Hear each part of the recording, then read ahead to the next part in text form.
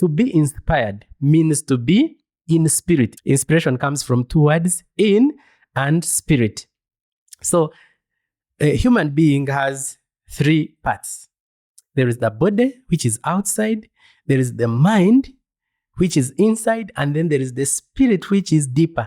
And the deeper you go, the more you reach the core of a human being. In fact, you can say that a human being is a spirit with a mind and living in a body.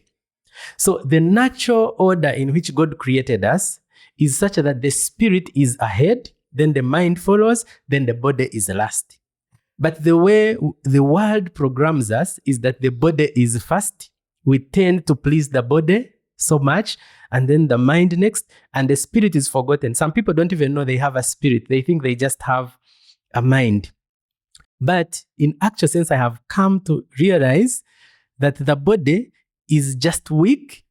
It is commanded. It is actually a slave to the mind and the spirit. That's why the things that the spirit wants, sometimes the body doesn't want them.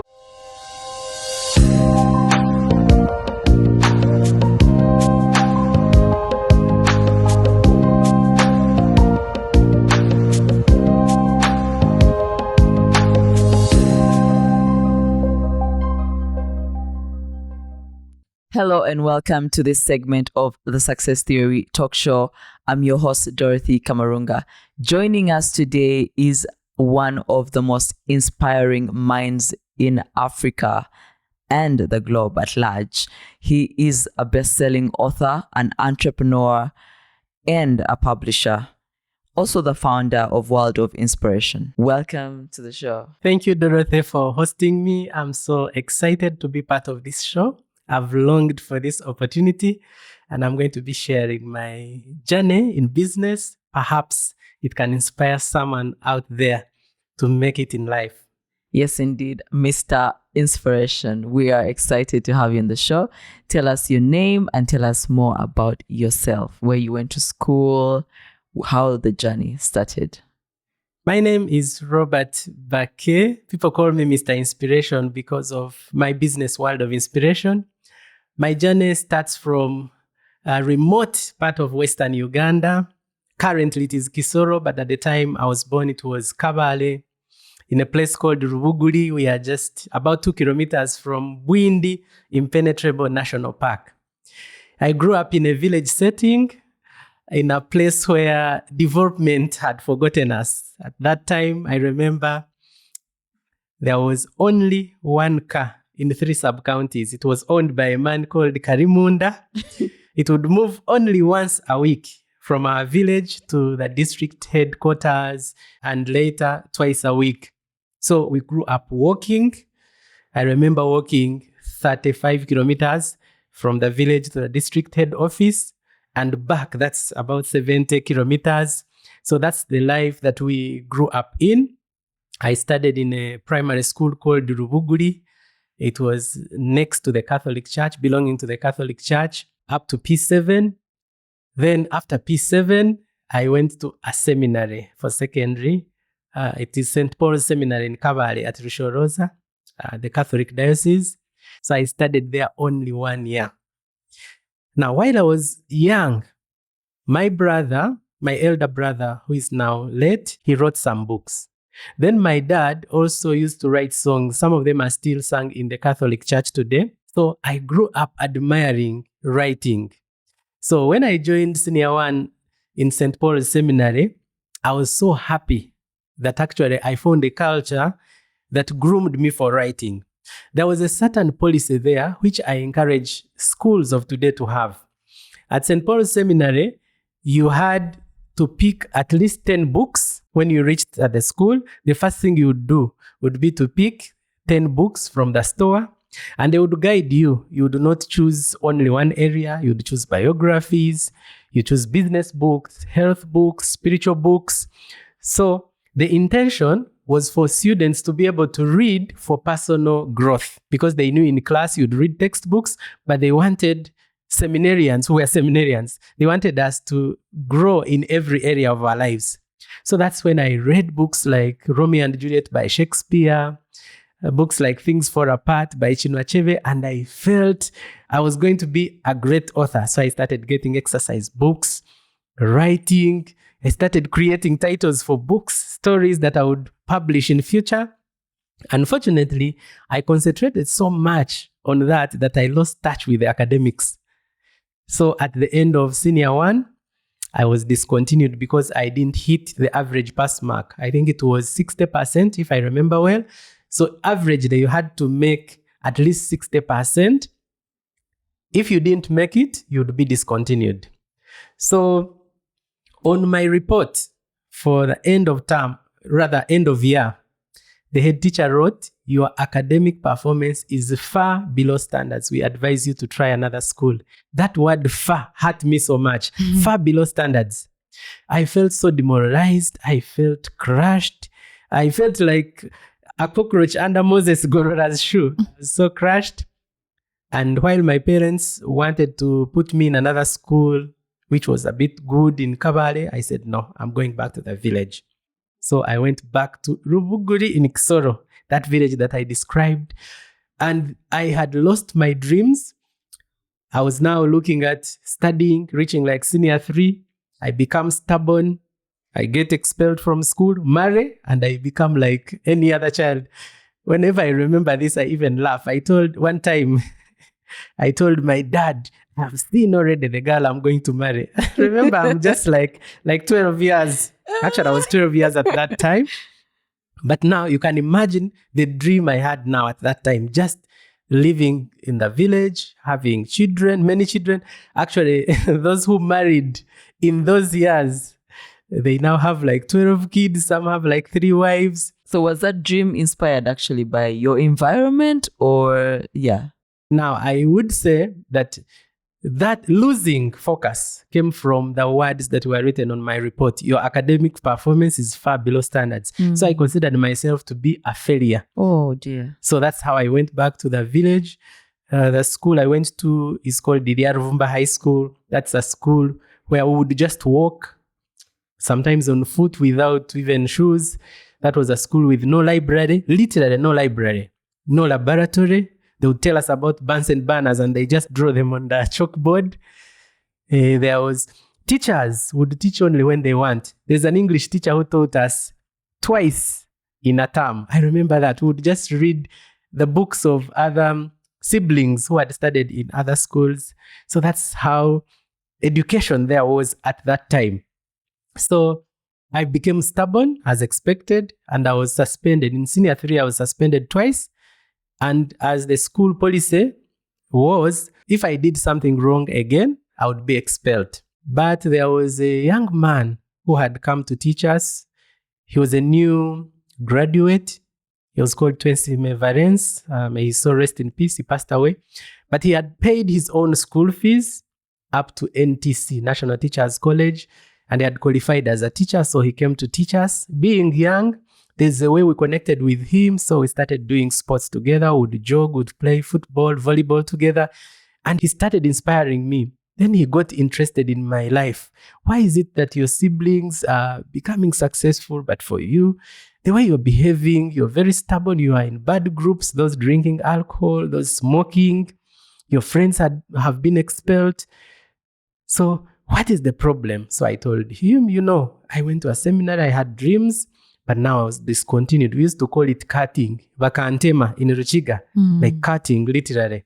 So they cut me. So I don't see a future. He told me, you have a future. In fact, do you know you can excel? I used to perform badly. Mathematics, I would get like 8%, 15%. He said, to prove to you that you can actually succeed, let's start by revising mathematics together every day. After sports, he would teach me mathematics. We'd do a calculation or two. And I started performing well. To cut the long story short, I got inspired. I left the other bad groups. And at the end of senior 4, I was the best in the district. Wow. I got aggregate 8. And 8 out of 8. Yes. And as God plans, at the district council had decided that very year that the best student in the district at S4 would get a scholarship in A level. So I was a beneficiary.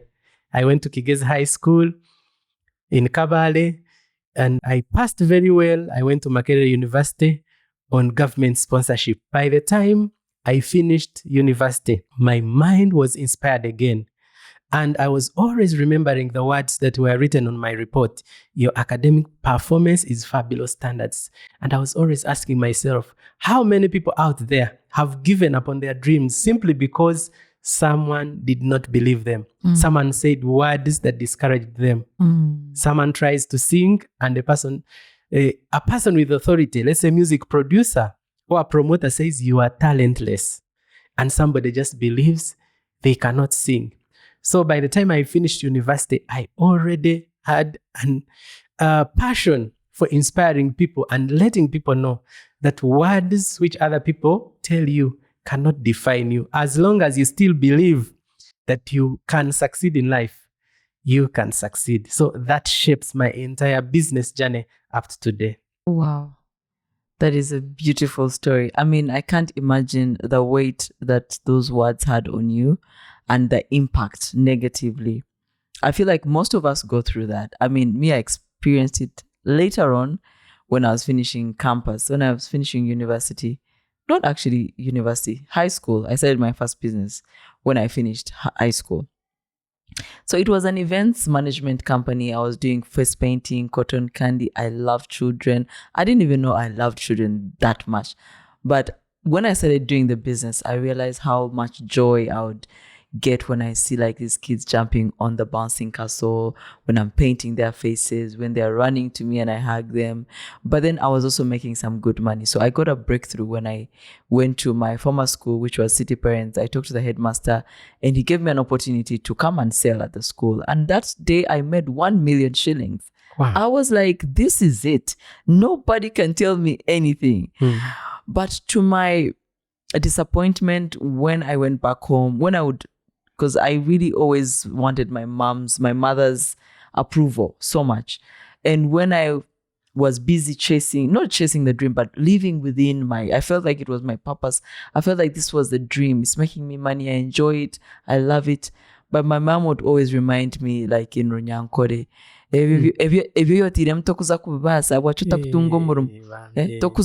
like just get a job. You won't manage what you're doing. You won't succeed. And that thing rang in my head until like my late 20s. And I would always show up like 50%. I don't really show up because my mom is telling me it's not going to work. Maybe she's right, because she is a person of authority in my life. So, I mean, I can imagine how powerful, I can really understand how powerful those words had a negative impact on you. But I am so glad that you are able to transform them, but with the help of someone else still, who like rewrote the words for you. And you say that was the foundation of World of Inspiration. That's where you said, okay, this is my purpose. This is my mission. I'm going to take this upon myself. And how does that journey begin, or where does it begin? So my journey into inspiring people really is stressed in that relationship with that young teacher who unfortunately passed away. So when he inspired me, I felt so good. You know, when you're inspired, you feel you can change the world. You feel anything is possible. You're operating in the realm of faith where you know that nothing can defeat me. Even if I meet obstacles, those are just temporary. So later, I got to ask him, this feeling that I'm having, which I've never had, what is it? He told me it means inspiration. It means you're inspired. And later I got to do my research and I found that to be inspired means to be in spirit. Inspiration comes from two words, in and spirit. So a human being has three parts. There is the body, which is outside. There is the mind, which is inside. And then there is the spirit, which is deeper. And the deeper you go, the more you reach the core of a human being. In fact, you can say that a human being is a spirit with a mind and living in a body. So the natural order in which God created us is such that the spirit is ahead, then the mind follows, then the body is last. But the way the world programs us is that the body is first. We tend to please the body so much, and then the mind next, and the spirit is forgotten. Some people don't even know they have a spirit. They think they just have a mind.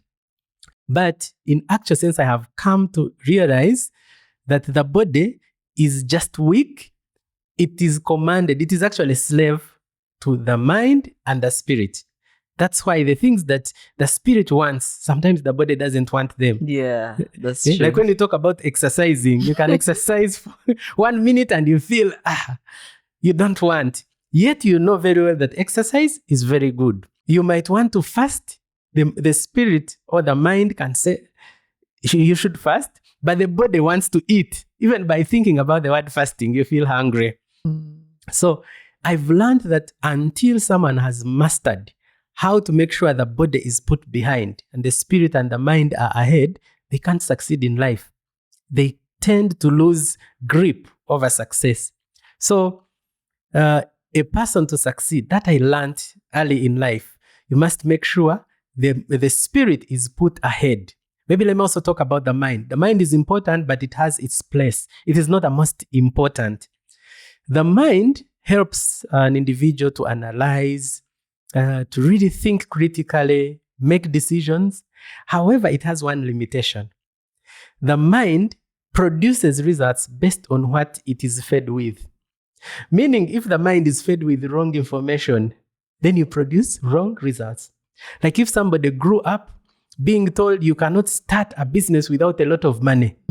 They will have 1 million, 5 million. They cannot start a business because the mind has wrong information. But there is someone who grew up seeing the mother even use 20,000 to buy cabbages and sell them and buy paraffin here, sell it there. So even when they have 50,000, they look at it as capital and they can start. So the mind bases itself on what it has been fed with. Do you know that at one time, the whole world believed that it is the sun that rotates around the earth? But today, we know that it is the earth that rotates around the sun. In fact, a man called Galileo was killed because he opposed what everybody believed was true, but which was wrong. So many people have passion. They believe they are doing things to succeed, but they fail. Why? Because the mind has wrong information. They think the rich people go underwater. They think rich people kill. If you're a lady and you become very successful, they think you're selling yourself. Yeah. So there are people who believe you cannot succeed without bribing. So because of those beliefs in the mind, they end up failing. That's why for me as a Christian, the Bible says, be transformed by renewing of your mind. It means that by simply changing what is in the mind, what I believe, I can actually transform my life. So in the right order of a human being, the body should be behind, the mind next, and then the spirit should be ahead. I'm explaining what it means to be inspired. Reason being, the spirit is not limited like the mind. There are things that happen in the realm of the spirit. For example, about 2 Sundays ago, I woke up. I felt it was going to rain. I felt it when I'm still in the house. I have not looked at the sun. I have not looked at the weather. I just felt it is going to rain, so I got a jacket. When I reached at the gate, I really saw the sunshine was too much. I said, this coat is going to disturb me. I put it back.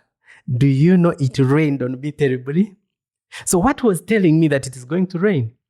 I've ever wanted to enter a car. It was actually a bus with my family, but somehow we felt it just left us. They told us, please just drive very quickly. You're going to find it in the next 1 kilometer. I just felt there's something not right. That bus got an accident and about 37 people died. Wow. And I was going to enter that bus with my wife and our 2 children, the entire family. So what is it that told me not to enter that bus? What is it that tells you, don't use this route you normally use. Use this one, and then you meet somebody you've been looking for. Or you think about somebody, you've even taken like 10 years without seeing the person. You get the phone, you want to dial, and the person calls. Now, that is not happening in the realm of the mind, because the mind cannot really connect with someone who is not there. It cannot know the future. That is the spirit. So to be inspired means to be in spirit. The spirit is ahead. So when I understood that was the whole foundation of World of Inspiration. That's why I even said, let me call the company World of Inspiration, a world where people put the spirit ahead, the mind next, and the body last. And if this was understood, I believe so many people who are struggling in life would succeed. So when I created World of Inspiration, the beginning was publishing books, because I said that is one of the ways of reaching so many people without physically having to go to them. Okay, but let me cut you short. Let's first go back to when you go to university. Yes. When you leave Chigezi High, you join university government sponsorship. Which course do you do? I did education. Oh. So I'm a qualified secondary teacher. Wow. So you're, I think maybe teaching, you feel like teaching is your calling and your purpose. Yes. I mean, you're doing it in a different way. Yes, not in class, but God does not make a mistake. Exactly. So he knew I was not going to teach in class, but I would teach through writing, through speaking to people. So still I'm benefiting from that course that I did. So you do teaching at university. Yes. And you come out. When do you work? Did you get a job first? Oh, okay. So before I finished the university, I again met people that really inspired me more. Some of them I have even forgotten the names, but I got introduced to motivational literature. And I remember, there was a friend called Ben. Ben, we used to call him Big Ben. He gave me a book called Gifted Hands by Dr. Ben Carson. Then I later read Think Big and several other books in that line. So those also helped in shaping me and preparing me for the world of work. But there was also something else that had happened earlier. While I was still a child, one of my sisters, the eldest sister, they had been in South Africa with a husband, then they left. So when they reached in Uganda, they came and stayed with us in the village as they tried to figure out how to make it in life. So she had learned a skill in South Africa of weaving sweaters. So she would use just pins with her hands and make a sweater. And then she was so hardworking that wherever I would go to sleep, would leave her working. Then we wake up in the morning, she's still working. One time I asked her, what time do you sleep? She said, I sleep only for a few hours, only what is needed. The rest of the time I have to work. Time for sleeping will be there. Now this elder sister of ours, by qualification, she's a primary teacher. But eventually she grew to buy 1 machine, 2 machines, 10 machines, 20 machines, and made actually a factory. Wow. She started supplying sweaters to schools, all the big schools in Kampala, Western Uganda. She was like the pioneer in making sweaters in Uganda, school uniforms. So she became successful, bought properties, and I was observing. Now, the other siblings, of course, some of them are also successful. They have jobs, they have built houses. But I realized that this one who did not study so much was more successful than these who studied a lot. Wow.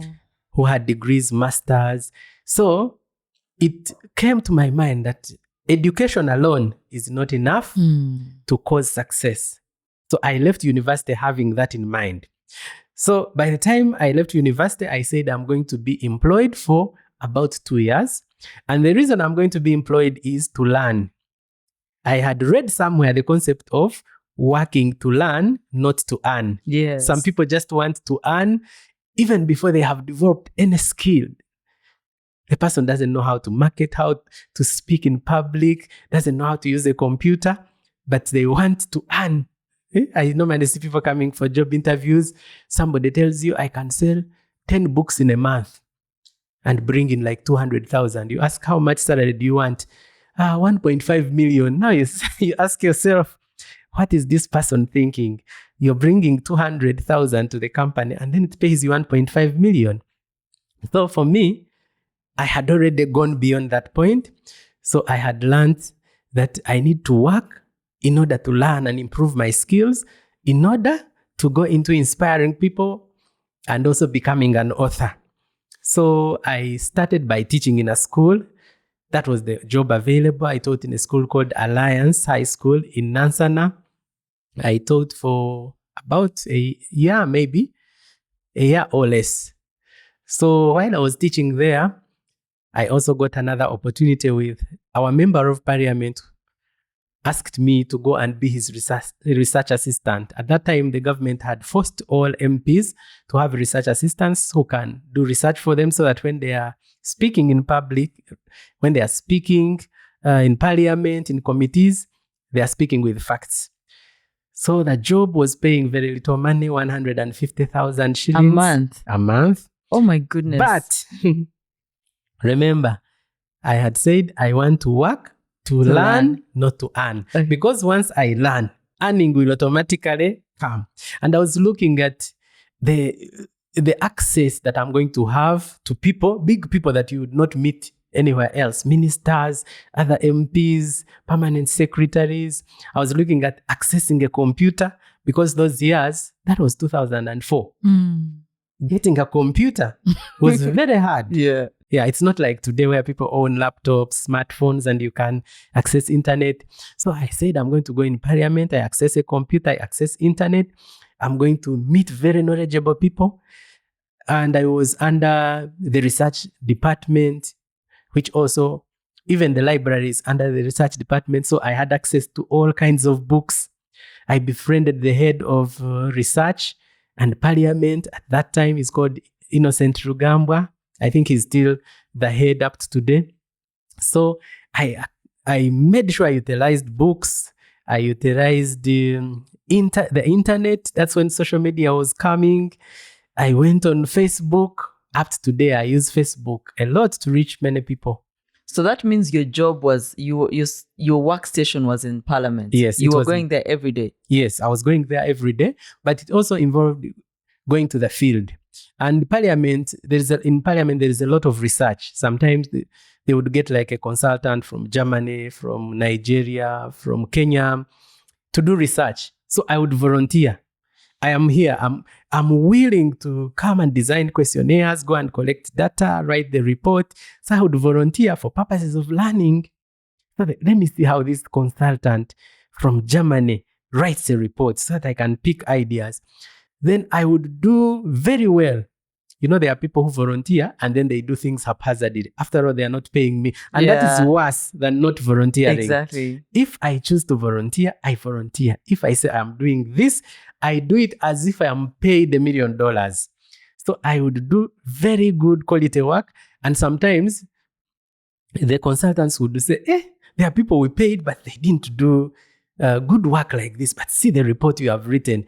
I'm adding you $1 million, $2 million. By the time I left parliament, I was earning about maybe 2.5 million shillings in a month from those opportunities. Okay, from the side opportunities. Yes. So, but your salary was still 150. Yes, it was 150. Wow. But I was having those opportunities. So it reached a point where I felt that now I have matured. The skills I needed in writing, in research, I have gotten them in public speaking. So now I can start my company. And that is where I decided to resign from that job and registered World of Inspiration. And so just like that, there was nothing that pushed you away. You felt like your time was, done here working for someone. You need to go on and start your own company. Of course, one of the factors was that I was earning a small official salary, and then most of the other money, I was earning it from the other projects that I would get with consultants. And I realized I could still get that even when I'm not working at parliament. So parliament had introduced me to people. But also there was a lot of movement, and I felt I wanted to settle in one place and concentrate. I'm not a travel person. I don't like being on the road so much. That's not my nature. I like more interacting with people. So that's how I came up with the idea of resigning so that I start this company. But also I had always read that when you have an idea and you don't act on it, somebody else will start it. 100%. And then you should not complain that they stole your idea. Yeah. Because like we all tap from the same source, right? Yes. Yeah. So at that time, I knew there was no one publishing inspirational books because all the publishers in Uganda were academic. Those that I knew were publishing textbooks for classroom work. So I said, I really want to go into publishing. I didn't even know how to start. But now I started from what I already knew.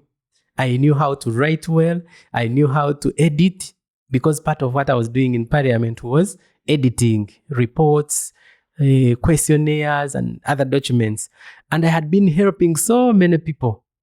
And because it was my talent, for me, writing is a natural talent.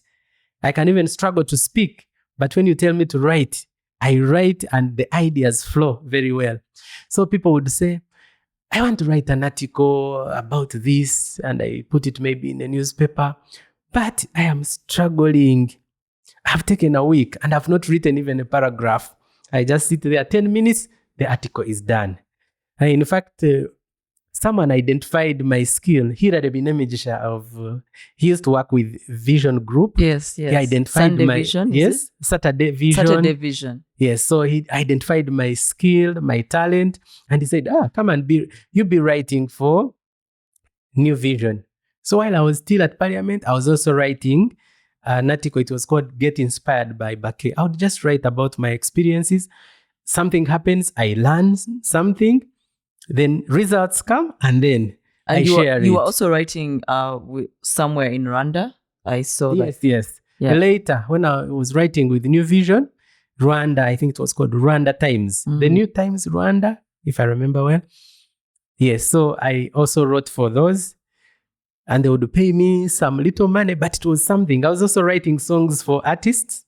Yes. Like which artist? Like Florence Rukundo. Okay. Florence Rukundo, the one who sang Bwaka. Yes, there was also another one called Cynthia Nankumbi. There are several artists that I used to write songs for. In Luganda, sometimes I would write them in my understanding of Luganda. Then I would get someone who translates and gets the right words. But I have the concept, I have the melody. Yeah. And then I started also charging those people. Previously, I was doing it free of charge out of passion. But because now I entered into business, I started to charge them. Maybe let me also make this point. Dear viewers, when you're going to start a business, don't look at only financial capital as the only source, as the only capital. Don't look at money as the only thing you need. There are other forms of capital that you need. That if you have money and you don't have those, you'll not make it. You need your skills. A skill is an ability that you have learned. Nobody was learned knowing how to use a computer, how to drive a car. Those are skills. Then you also need talents. A talent is an ability that you are born with. There are people who are good at marketing. They have never learned it, but when they tell you about a product, you just feel like going there and then. I see some ladies, I have some relatives, they can go to a salon and then she even gets her airtime and calls other ladies. My God, do you know that salon? You have to go there. She markets. They are not paying her, but someone is just talented. Then you also have networks, the people that you have. That's also a form of capital. Remember, I had a network of people in research, consultants, business people who wanted to do market research. So that was also a form of capital because I would do it for them and then they pay me. Yeah. So those are some of the forms of capital that I utilized to start World of Inspiration. And how much financial capital did you start with? Actually, when I resigned, I had not really thought so much about the money part because I had to pay debts. I paid off all the debts. Then debts from who? Of course, at that time. Because you are earning less but spending more. Yes, at that time, much as I had head knowledge, I had also not learned a lot of discipline. You know, you're a young person, you're not married. So when you get money, you think of spending on this, spending on that, spending on that. So Much as I was earning good money, I had some debts. But I said, since now I'm leaving a job, I'm now going into self-employment. I decided that I wanted to pay off the debts. Then I even bought big shoes. There's someone that I was staying with. He's called Vincent Tumijuche, the CEO of FeatureLink Technologies, and now he's very successful. But at that time, he had also started a business, and it had taken like a year. He would walk without transport. So I learned from him. He told me, now that you're going into business, just buy shoes with a very big sole because you're going to walk. Then I bought also some food for the house. And then I remained with 50,000. Oh my God. I said, didn't I make a wrong decision? I went to Patrick Vitature. At that time, I had already approached him to mentor me. I told him, sir, you inspired me to join business, but I made a mistake because now I'm remaining with 50,000. So I expected him to tell me, oh, sorry, go back and beg for the job when you get ready. He said, no. He asked me a question. He said, have you seen street kids? Yes. Do they have income? Do they work anywhere? No. How do they survive? They don't die. Said, even you're not going to die. Survive. I expected him to give me money. He did not give it to me. And that is a very good principle. Yeah. When you go to a mentor, please don't ask money from your mentor because these people also have very big responsibilities.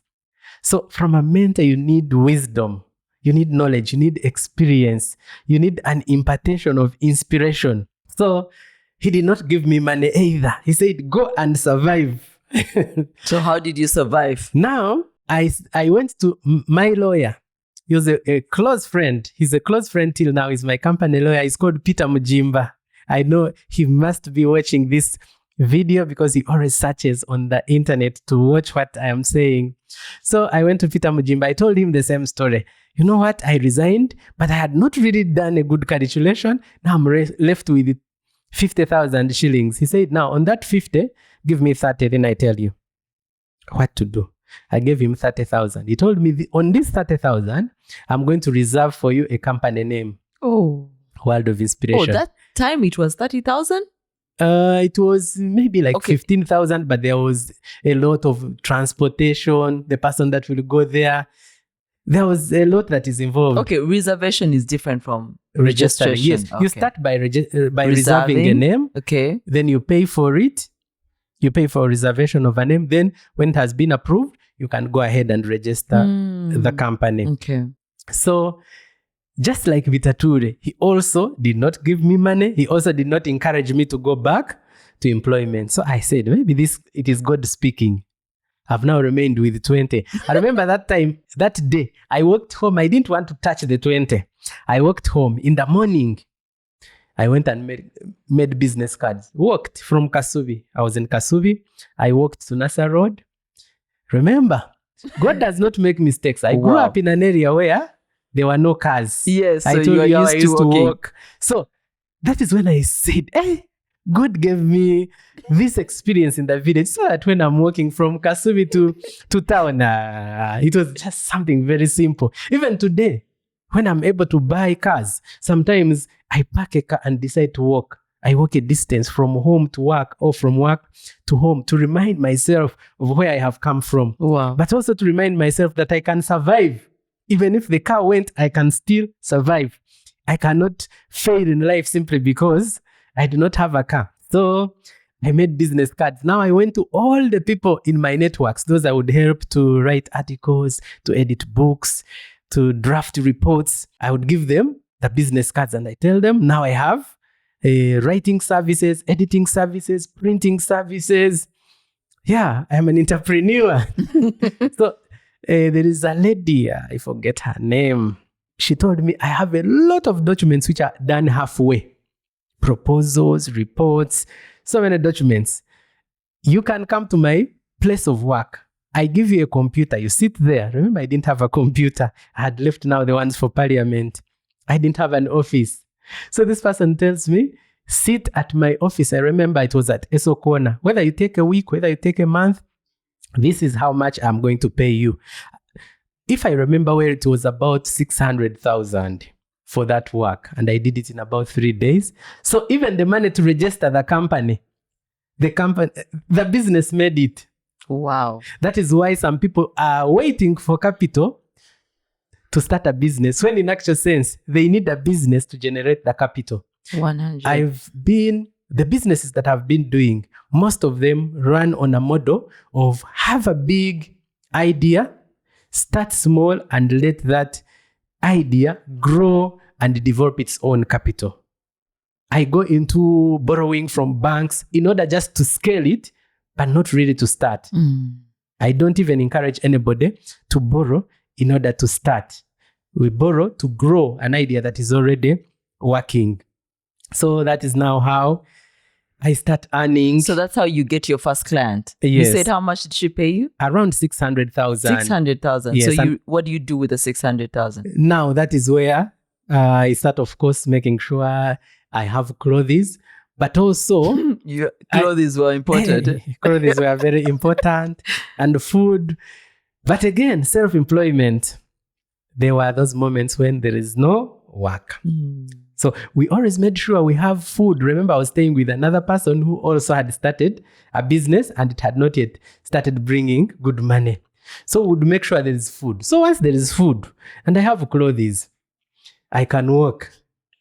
There was a time when I spent, I think, maybe like 1.5 or 2 years with a very little income where I could not afford lunch and transport. Sometimes I would choose between lunch and transport. Let me work so that the money, I can buy a chapati and beans maybe. Or today, let me now spend on transport and not eat lunch. Wow. And it took so long, to the extent that almost 2 decades later, my body is not yet used to lunch. I rarely eat lunch. Even today, I've not eaten lunch. I own a restaurant, but the body is so used. It got used. I force myself to eat lunch, but many times I just eat like fruits because the body was conditioned. It got so used. So that is where I tell entrepreneurs, please, when you're doing your first business, do a business that you're passionate about. Because if you don't have passion, how are you going to work for 2 years? People are laughing at you.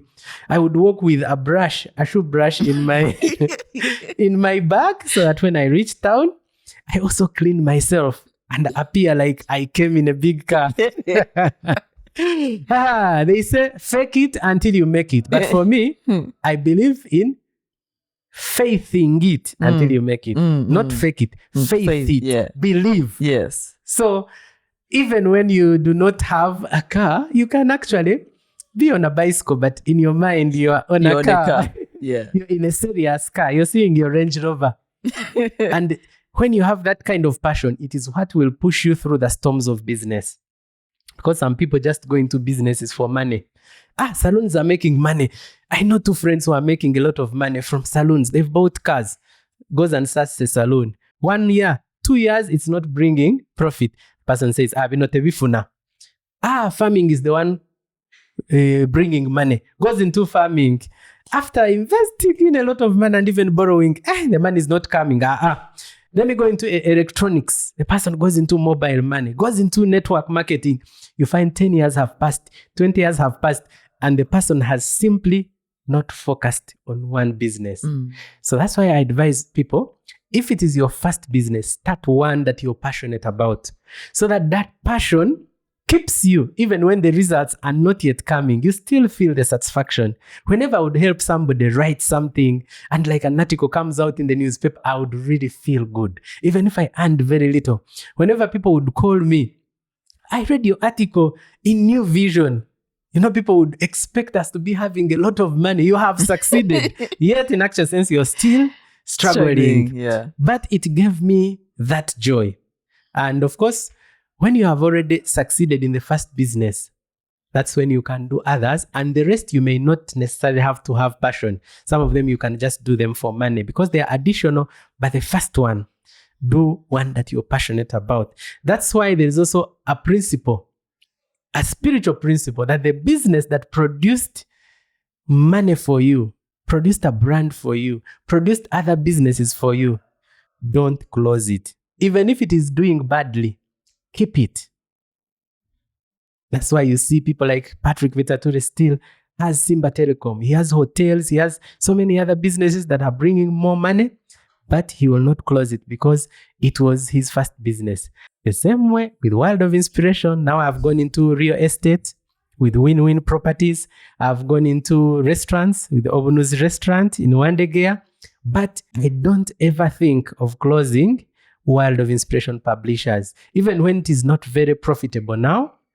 But I keep it because it is what produced in me the entrepreneur that I wanted to become. So now you earn the 600,000, you get your first customer, you buy food, you buy clothes. Yes. And you struggle a bit more. When do you get your first breakthrough? If I remember very well, it's not that the breakthrough came at a go. It became progressive. Like you have somebody who is giving you a job of printing business cards and you may be earning 30,000. But this person introduces you to two friends. They all give you business cards. You design them and print them, and maybe you add 1,000 from each, meaning it has come to 90,000. Yeah. You keep those ones. Now you're also helping someone edit a book. Then he also recommends another. So that is how I kept increasing on my income. But of course, sometimes there would be those seasons where there's no money coming, you struggle so much, then clients resume coming. Then it reached a point where I could not do all the work myself. I started looking for other people that would do it with me. That's how now the publishing business starts getting shape, because I had to read a lot about publishing. I would also train those people, also get other people to train us. Some of the lessons would get them from the International Publications Agency online. And that is how I moved from self-employment to business. Dear listener, dear viewer, I want to make this clear. Business and self-employment are different, and many people confuse the two. Self-employment is where you are one person. You have what you're doing and it is giving you money, but you don't have any other person you're employing. You're one. For example, you have a boda, you ride it yourself, it gives you money. You do whatever you want to do with the money. But on the day when you have not worked, the boda is packed. That is self-employment. You're a plumber, you come with your tools, you do work, we pay you. That is self-employment. You have a shop, you open it yourself, close it, go to shop yourself. That is self-employment. On a day when you decide to go to church, you'll close it. You decide to go for a holiday, you'll close it. So I started from self-employment. On the other hand, business is a system that you put in place to deliver goods and services, and then people pay you. But you have a team. You leverage a team. For example, we are here recording this, but the restaurant is working. So a person cannot refuse to pay me simply because I am not physically there. That is a business. And of course, when you continue, there is also another level of investment. For investment, only your money is working for you. You don't have to be there. Like, think of somebody who has land. You bought land. You don't have to go there every day that you're going to work. But the land is appreciating. You bought it at 10 million, you sell it at 20. That's investment. You have a building, people pay rent. You don't have to go there to see how the building is every day. That is investment. So in my case, I knew that my journey is heading to investment, which is why now I'm into real estate. But it had to start from self-employment, because remember, I didn't have a lot of capital. So self-employment was the source of capital. Then I grew into a business. And then it took about 12 years before I could start another business. Maybe let me also emphasize this, that there is a cycle of money which takes about 10 years. Look for anybody that has made big money. They will tell you it took them about 10 years, unless somebody inherited it. But if you have made it yourself, money takes about 10 years to grow it to the level where you can now even branch into other things and remove the money and do other things. But some people kill their ideas before that cycle is complete. Somebody has a business, it makes maybe 50 million or 100 million. He feels, I'm a rich man. He goes and looks for the best car. And then the next 5 months, the business doesn't bring money. Person is not even able to repair the car. Or removes money and builds a residential house. Residential houses have killed so many businesses. The capital that is making the business work, the person removes it and buys a residential house or builds it, and now they are back to zero. So it took me about 12 years focusing only on world of inspiration. Then after 12 years, that's when I went into food. I started with a restaurant in 2018. Then later, I started Win-Win Properties. I went into properties. So for people who want to diversify, do not think that you can start 2-3 things at the same time and they work. No, because they need your time, they need your attention, they need money, they need supervision, they need marketing. So when you want to do things at a go, and you're starting all of them at a go, they fail. So you have to start one, learn, and the first one, like I've said, it takes about 10 years. Then after that, you can start others. Of course, the next ones will not take 10 years because you have learned. You have learned how you can lose money. You have learned better decision making. You know how customers behave. You know how banks behave. You know what you did and caused you a loss. You know where you misappropriated money and so on. So for the first 12 years, I was focusing on just publishing and inspiring people. So we would publish books, publish magazines and other documents, but also organize trainings. I trained parliament a lot, public speaking, report writing, and so on. URA, MTN, banks. I did a lot of that in those 12 years before now diversifying. And now I am at that level where I'm moving from business to investment. Like I said, in the next years, I'm focusing on investment. That's why I'm thinking of growing a restaurant into a hotel, because a hotel becomes an investment. You don't have to be there all the time like a restaurant. Yeah, so that is now how I am looking at business. The virtue of patience, where does this come from in you? Or how do you advise a viewer or an entrepreneur out there to be patient? 12 years is a long time. Like the Gen Zs and millennials, they want microwave businesses. They don't want to wait 12 years or 10 years for something to grow. They would rather, like, I sit down for maybe 30 days, 1 month, 2 months. I come up with an app. I sell it to some other tech big company. I make $1 million and boom, I'm a millionaire. How can somebody harness the spirit of patience? Or how did you do that? Or where does it come from in you? One of the people that has mentored me, he's a friend, almost an age mate, Dr. Edward Kazire of Kazire Health Products. Oh. We studied together, and he used to make a certain statement. He would say that direction is more important than speed. Somebody can move very fast, but they are going in the wrong direction. And then they realize that they went in a wrong direction and they have to come. And someone who moved slowly reaches before them. And that is what happens even in business. There are people who want to arrive very fast, but they make so many mistakes and they don't make it. There are people who get scammed. I was mentoring someone, an old man. He was a policeman. He was going to retire.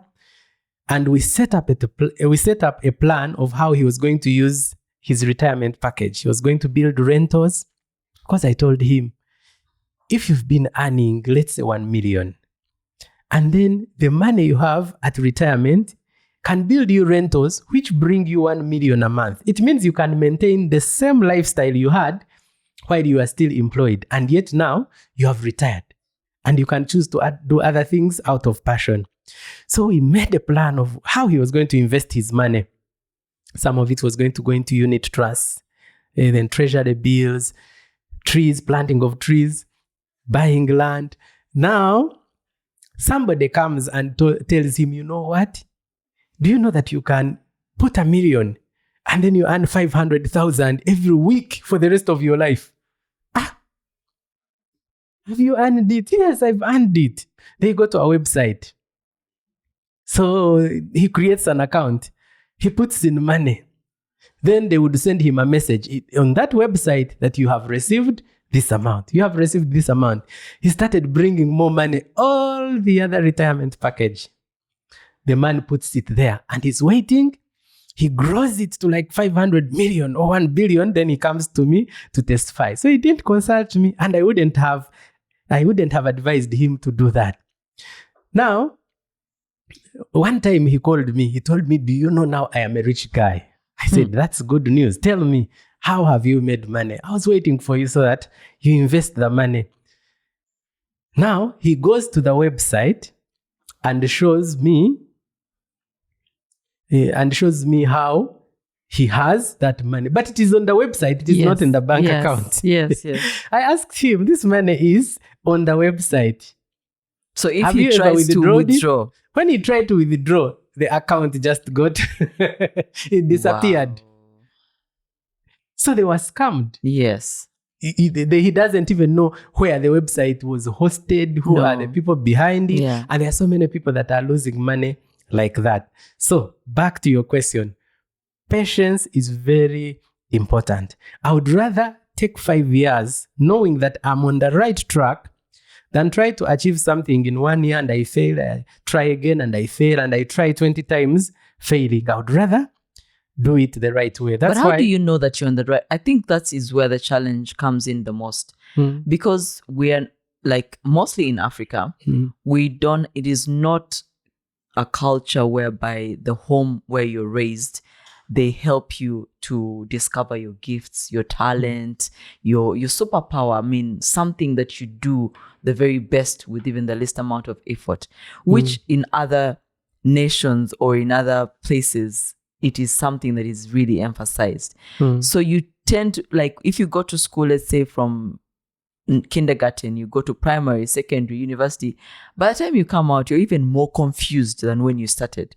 So now you're like, do I get a job? Then there's this tendency of us wanting to do the job that we studied for, yet you know the thing that you want to do or you have to be doing. So how do you really know what you should be doing? I think that's where the confusion comes in. Like, when do you determine that, or how do you determine that? Now I bring back the discussion to where we started from: the spirit, the mind, and the body. The spirit cannot deceive you. If something is not right, there is a way you just feel there is something not right about this. When you always have a certain fear, when you're going in a certain direction, in most cases you'll find that there is something in that direction. You shouldn't take this direction. And sometimes we ignore that part of us because, like I said, some people don't know that we have a spirit. So they are not led by the Spirit. That's why the Bible talks about being led by the Spirit. They mean being inspired, that we should elevate the Spirit to the level where we listen to the Spirit more than the mind and the body. That is why entrepreneurs talk about gut feeling, that everybody was saying this thing won't work, but I just felt in me that it will work. Have you ever woken up? You don't have money. There's something that needs 1 million shillings. You don't have anybody that promised you money, but somehow you feel, today I am getting 1 million shillings. You just go with that confidence and it comes. So even when it comes to our purpose in life, there is a way we get a certain feeling which is hard to even describe for another person, but you can know. It's like when you're in a wrong relationship, people who are dating. Someone can know that there is something not right, but you just prolong it. You prolong the heartbreak. But knowing that this thing is not right.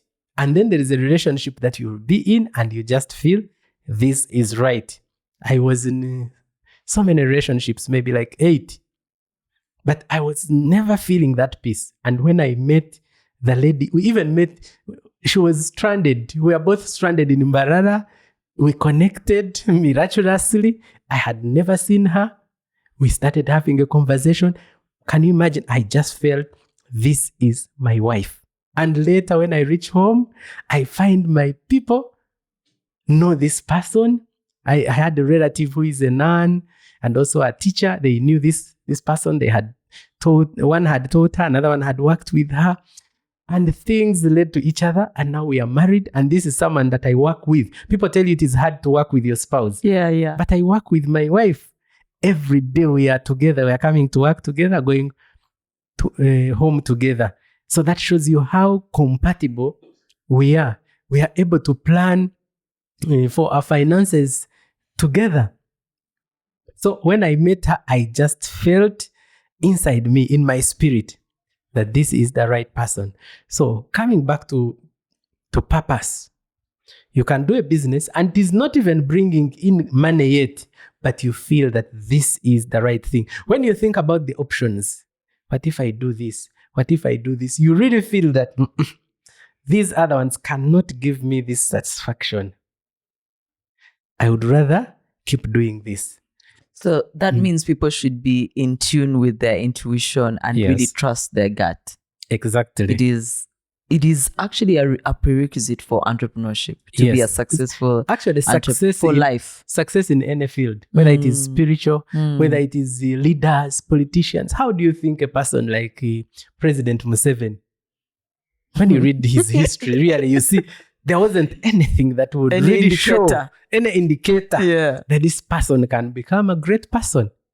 But somehow he felt it in him and believed it. Barack Obama, it is said that when he was in elementary school, a young boy, he bent on the ground and wrote, President Barack Obama. And other kids were laughing. President of what? Because remember, there had never been any black president in America. So he was a pace setter. So at that time, it didn't make sense. President of what? Of where? But for him, he was already feeling it in himself. He would even go outside the house and begin practicing how he would speak to the people. Fellow countrymen, I have come with a change you can believe in. Speaking to nobody. You know, these are things that we are supposed to do. The Bible says, life and death are on the power of the tongue. Life and death are on the power of the tongue, meaning you can create, you can also kill. So when I wake up in the morning, I can look at myself in the mirror and I say, Robert, you guy, do you see how handsome you are? You're fearfully and wonderfully made. You are amazing. You are a factory of ideas. Wow. Robert, you are an answer to Africa. You carry solutions. You can't run out of ideas. You cannot fail. You cannot fail. I cannot fail. That is the conversation I always have in my mind. Remember, there is another person who had, like the other statement I got on my report, you don't have a talent. Wow. You are ugly. You have no figure. And the person had a dream of being in fashion. But someone said, you have no figure, you're figureless. And every time she stands in front of a mirror, she sees someone who is figureless. She sees someone who is imperfect, someone who cannot make it. And this dream of fashion dies. So that's how we have now to change the conversation. That even when you are driving, even when you are walking, in your mind, let there be that conversation. I will succeed. Money likes me. Money loves me. It's comfortable around me. It flows to me. It comes effortlessly. In fact, it has been proved by science that the power of repetition reprograms the mind. When you say something long enough, you will believe it.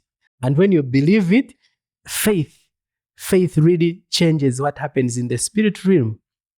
That is why now, like Museveni would believed even when there was no indicator, but he became president. That is how I believed that I would become an author, and I became one. So it is important, the conversation that we have in the mind and in the spirit should always be directing us towards success. What inspires you? There are many things that inspire me. One it is people that have made it in life when they did not have a very big advantage.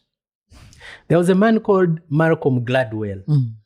He wrote a book called Outliers. I read that book. It's a bit complicated academic, but it has a lot of gist. So he did research among outliers. Outliers are people that do extraordinary things. The way Barack Obama became the first black president of America when there had never been a black president. Like people who beat records, Usain Bolt, Izukuru, people like that. So he wanted to know, what is it that makes these people successful? Is it their family background? He thought, no. Steve Jobs was given up for adoption. Is it that they had a lot of money? Some of them even dropped out of school. Is it education? No, some of them, they were really school dropouts. What is it that makes them successful? He found that one of the factors which I really picked was the power of practice. Doing one thing, the other 10-year cycle of money, the other 10-year cycle of money is also related to this, the 10,000-hour rule. You have heard about it. Yes. Meaning a person needs to take about 10 years of focusing on something in order to really become an expert at it. And sometimes, because people are not watching when you're going through that 10-year cycle, they will think it is overnight success.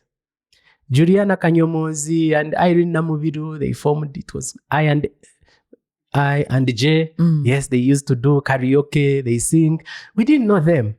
And then suddenly, Juliana is on the scene. Everybody's listening to her. And we say, this was a radio presenter. And all of a sudden, she has just become a musician. We did not know the other years of success. Same with the Robert Chaguranyi, Bobby Wine, the Eddie Kenzos. As children, they would stand in front of stems, begin singing sticks, and they begin performing before imaginary audiences. Yeah. So these are things that that we do. Just like I would actually also be watching you. Oh my God. I used to watch you when you had started World of Inspiration. I can't remember exactly when, but I always knew that I am very passionate about inspiring and motivational speaking and everything that you were doing. But it seemed quite impossible in Uganda at that time for me. That's how I felt.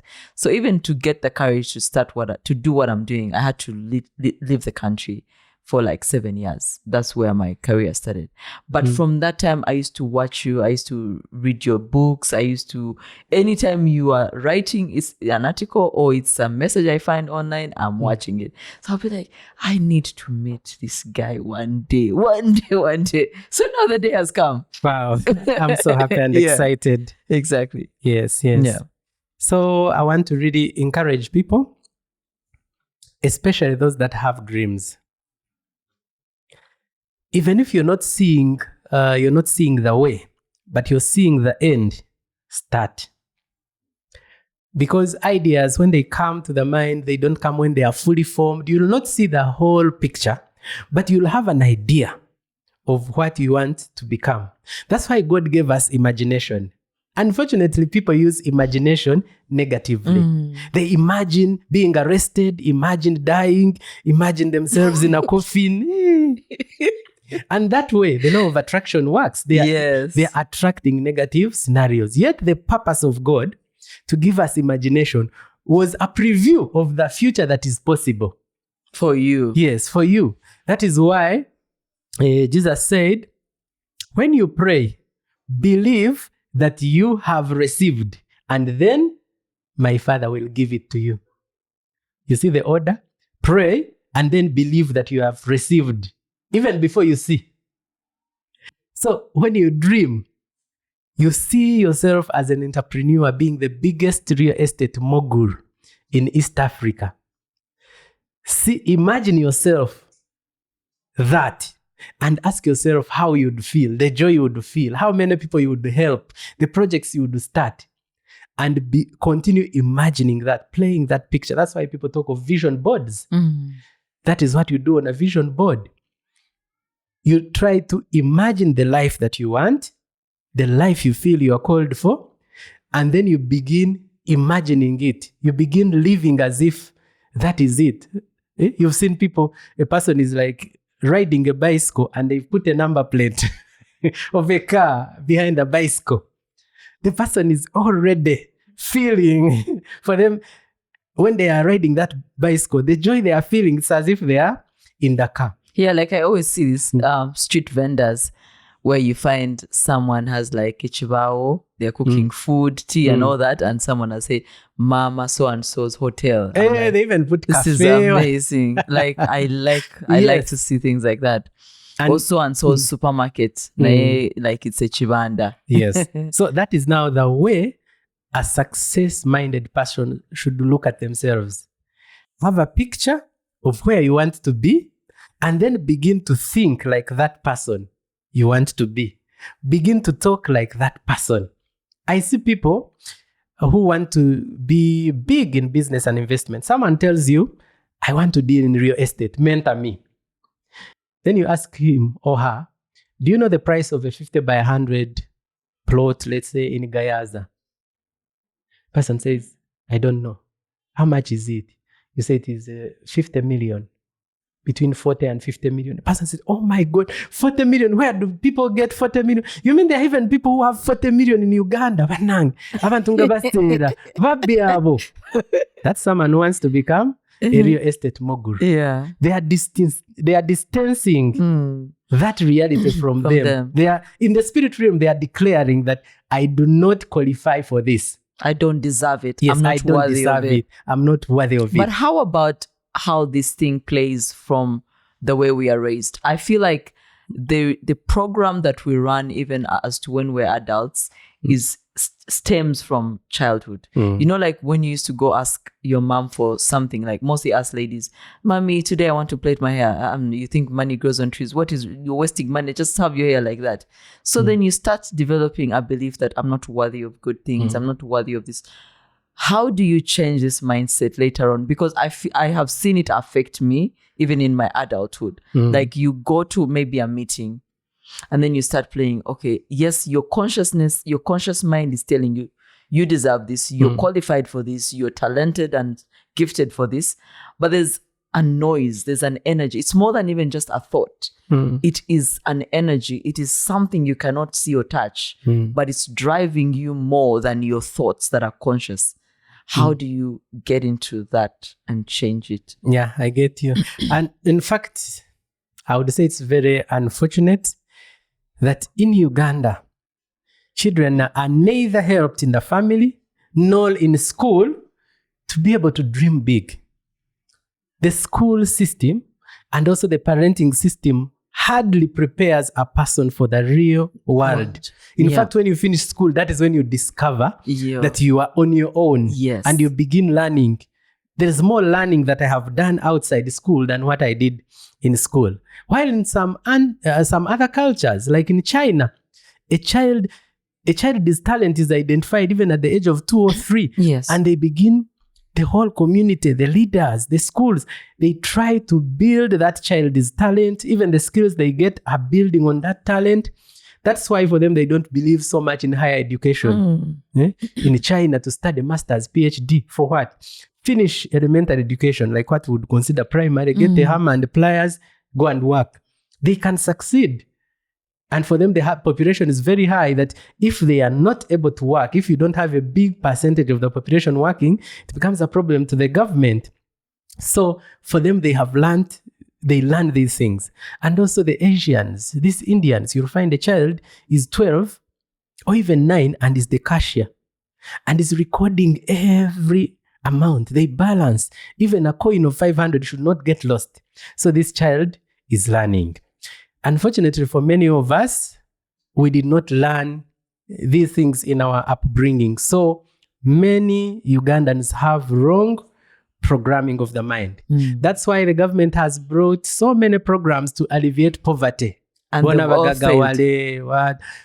And as long as it is not changing the mindset, it will not work. You'll give somebody money, they will marry another wife, they will buy another bicycle, a radio. Drink more and alcohol. Yes, drink it, and it will not bring them out of poverty. This is where I always remember another mentor. I have 3 mentors. One is Patrick Vitature, the other one is Edward Kazire, and the third one is called Professor Peter Kaseneni. This is a man that discovered success principles in his old age. He had been a minister of privatization in Uganda. He had been a professor in different parts of the world. But one time, he saw a guy in his home area who had not gone to school, but he had so many trucks. This one is going to Kasese to bring this. This one is carrying sand. This one is taking this. And the guy had daily income, which was more than the salary of this professor the whole month. Yeah. So he approached this man. He said, what is it that you know that I don't know? I've taught in some of the best universities in the whole world. So what is it that you know that I don't know? So he really sat under the mentorship of a professor, sitting under the mentorship of this person who had not gone far in school. And then he got the ideas. He went into trees. That man now has trees worth billions. He now has hotels, schools, and so on. So he has mentored me also. And there is one thing he emphasizes. For him, the success formula is deprogram and reprogram your mind. Identify the wrong thoughts and perceptions in the mind which you acquired from home, through school, through the people you've interacted with. Those negative programs which act like viruses on a computer. A virus will disrupt work. Even if you have a good program, because there's a virus, it will make you not get the results you want. So deprogram the mind, meaning remove those negative programs and reprogram it with the positive ones. If you're used to saying, I can't, replace that with, I can. If you're so used to the word poverty, replace it with wealth. There are people who pray, Mukama, omwoyo gwo bwavu ngugoba mu family yaffe banange lwaki tuli baavu mukama labo munakuwo have mercy on us. We don't have food, we don't have shelter, no school fees, mukama tuyambe obwavu. Now by the time the person finishes the prayer, the person has spoken poverty like 100 times more than he has spoken wealth. And now the spirit realm does not differentiate between what is negative and positive. What you say most, what you think about most is taken as a command. Wow.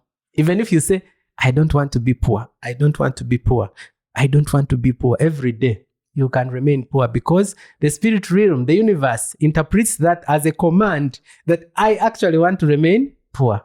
So that is why now the conversation has to change to wealth.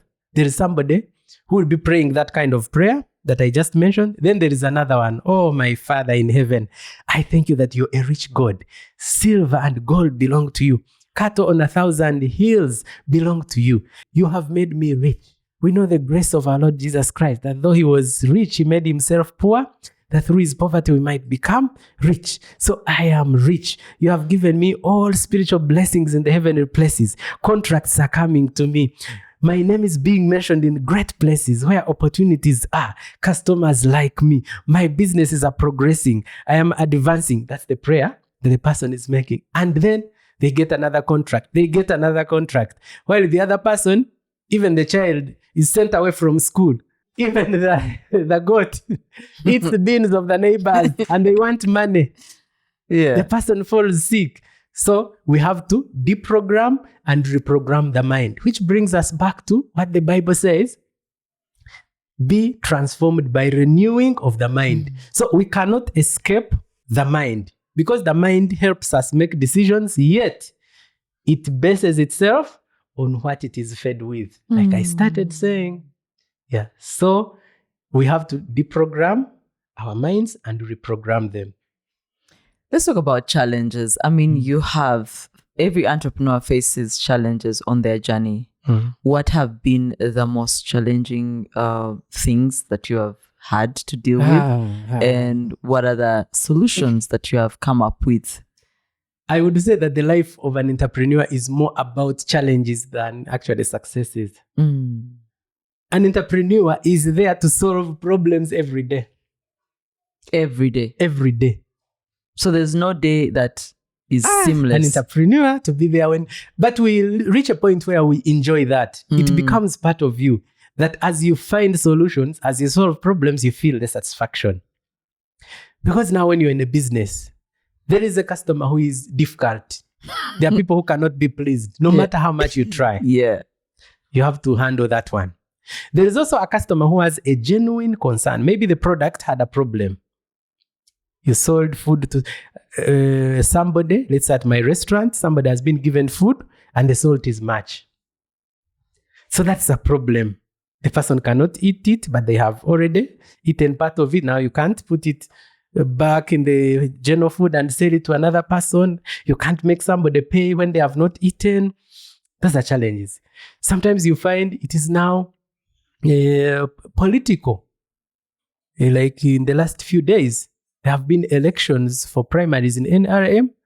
And so roads are closed. People are coming to the restaurant, but they can't reach there because roads are closed. That's a challenge. While you're dealing with that, the landlord will remind you about rent. You're thinking of rent, the utility bills will come. Then there will be a staff who will tell you, when my mother is dying, please give me a salary advance.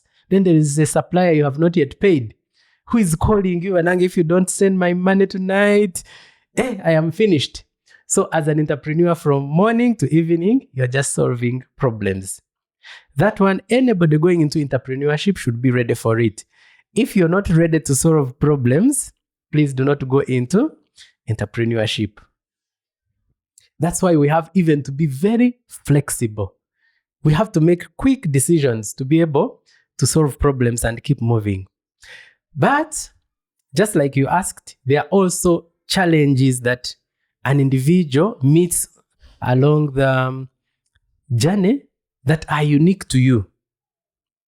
So I would say one of the challenges that I had to battle with was the cash flow problem. Many times when we are told about business, we are told it is profitable. So we focus on profit. We forget about cash flow. Let me give you an example. If you have a car bond, you have a car, you bought it at 20 million, you're selling it at maybe 30 million. You have a profit of 10 million. But you can, let's say you spend 2-3 months without selling. So the business is profitable, you're going to sell it and make a profit, but the money is not coming. You have to pay rent, you have to pay cleaners, you have to eat food, you have to be transported, you need fuel. So many entrepreneurs do not put strategies at the start. They forget to put strategies for a cash flow so that the money comes every day. I've now come to learn why it is always said that cash flow is king over profit. That if there were two businesses, one has big profit but poor cash flow, another one has less profit but a good cash flow, I would choose one with a good cash flow. Because a business can survive on cash flow alone even without profit. Like now you can have a restaurant. It is not yet making profit, but there is money coming in every day. Somebody comes and deposits for a birthday of next week, you handle the landlord. By the time next week comes, somebody else is depositing for graduation. If they are not there, there is a supplier who is willing to give you the food and maybe is paid in a month's time. So you can operate like that until profit comes because the cash flow is there. But if the cash flow is not there, you're finished. So in the first years of business, I suffered cash flow issues because the customers were still few. So when money is not coming in, much as your idea is good, you have good products, but you just feel like you want to give up. Somebody gives you, you're expecting money. You have told the landlord, I am bringing money this evening. Now, somebody has already promised you money and then they give you a check. And those years, a check would take 4 days. Now, you'd feel like going to the bank and telling them, can't you change this policy so that I get the cash now? But it's not possible. So you find the money is coming tomorrow, but you can die of heart attack. That is why you must reprogram your mind. That even when you are going through that, you know how to speak to yourself, how to tell yourself to calm down and know that these challenges are temporary. The success is coming. Keep focusing on the bigger picture. So cash flow, I would say, was the biggest. Then I've also had issues with the employees. Now, let me speak to employers.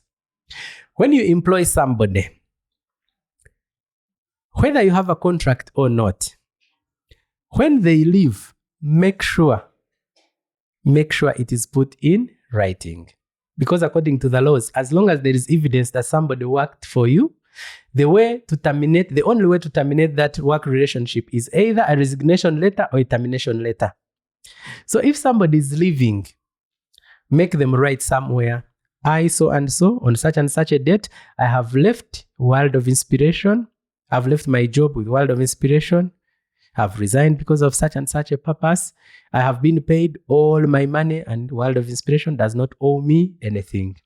If you don't do that, you can get somebody leaving and after a year, they come back and claim that they have been your employees. And legally?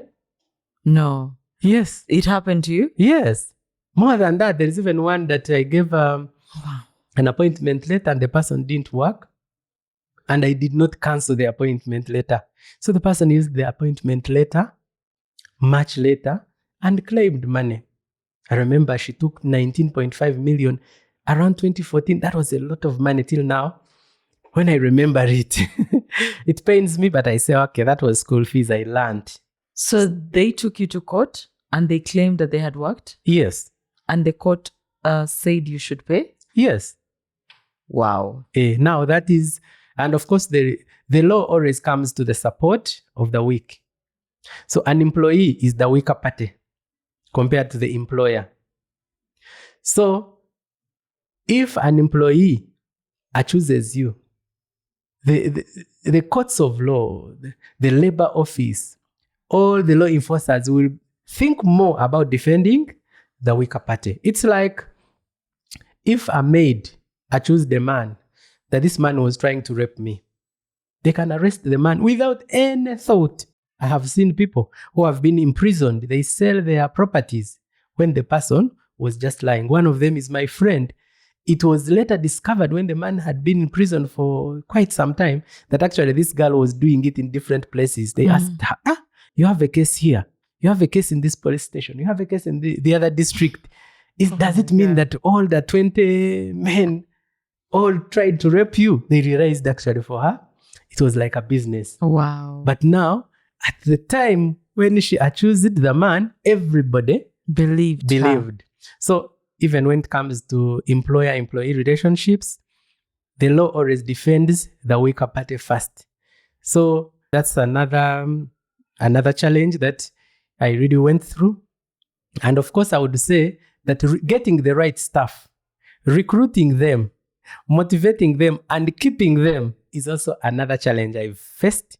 And many employers have faced it, because many times when you train people and they become very good, another person will come. Yeah, and give them maybe a better offer. Yes, it's like having a girlfriend, you pay her school fees, you buy for her nice Visigo, nice clothes, and another a richer guy looks at her and takes her. As like, you find for you, we are struggling. And then the other guy takes her. And of course, after some time, also dumps her. So some employees are like that. So like in a restaurant, you get somebody, you train them, they become so good. And then another person adds them 50K on what you are giving them without warning. You just come and you find the person is not there. So that has also been a challenge. So I try to solve it by building a closer relationship with my employees, taking them as my children, being concerned in their lives, and telling them, in case you get another opportunity, don't just disappear. Tell me. I will not stop you from going for another opportunity, but tell me so that I know how to prepare and get another person to replace you. Yeah. Lastly, the other challenge, of course, which we all got was COVID-19. Yeah. COVID-19 was a time where we were spending as entrepreneurs while we are not earning. And the effect of COVID is still there up today. most companies, most businesses are now selling less than half of what we were selling before COVID. So what has this taught me? We have to be flexible. We have to think out of the box.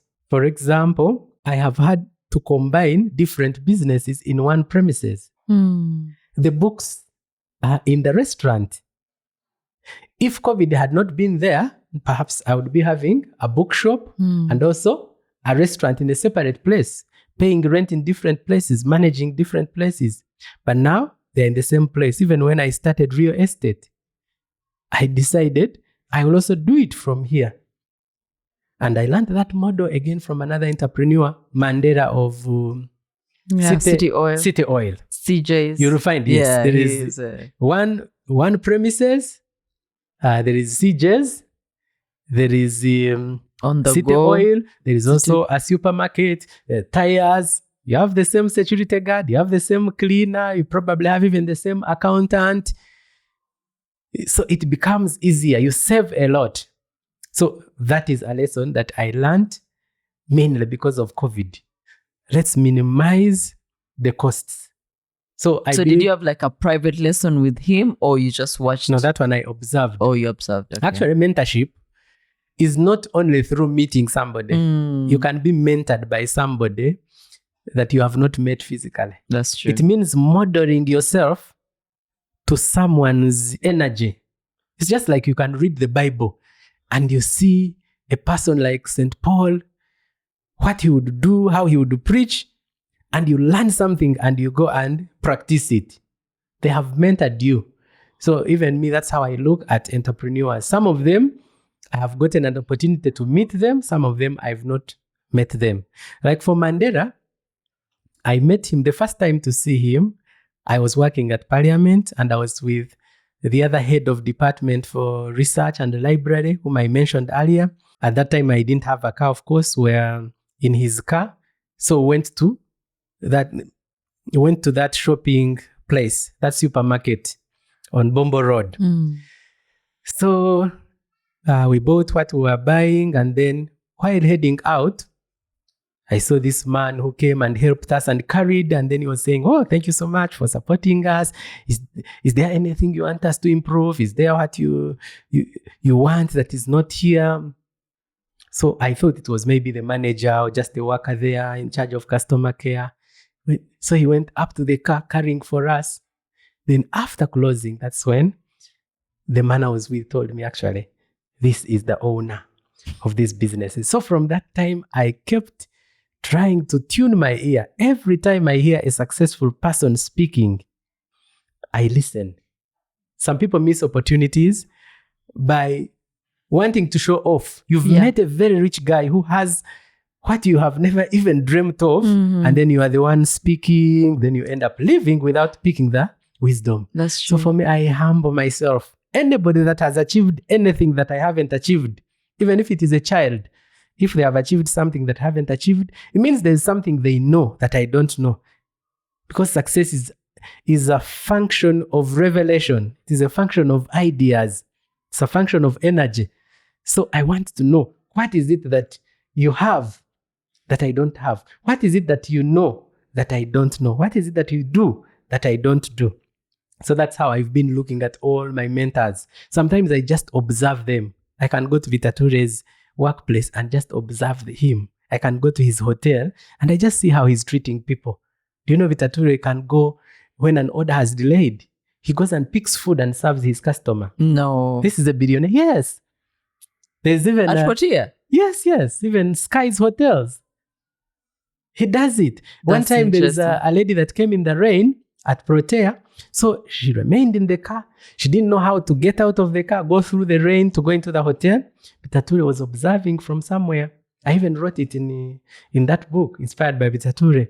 So Vitature goes, gets an umbrella, goes to the lady, welcomes her and says, "You want to come inside?" "Yes, please come." He takes this person. The lady has never forgotten that. Wow. Remember, there are many workers, there are managers, but none of them is thinking about this. So by observing that alone, it makes me know that the customer is so important. that I should do anything to make them comfortable. There's also another person who shared a story. He was a radio presenter. He went to Kampala Road, Simba Telecom, now in Vitature's shop. At that time, phones had just come, so we didn't know a lot about phones, SIM card.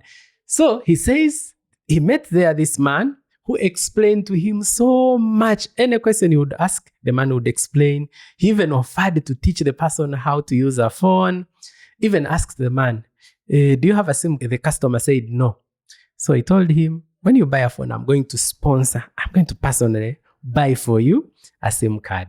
So this person had not even gone to buy that very day, but was forced to buy because of the good customer care. Then he told him, I came here because I hear of Bitature as a great man. I wish one day I could meet him so that I tell him that he has a very good employee here. The man told him, I am Patrick Bitature. It is also in the book. Okay. So I get mentored by people by observing such.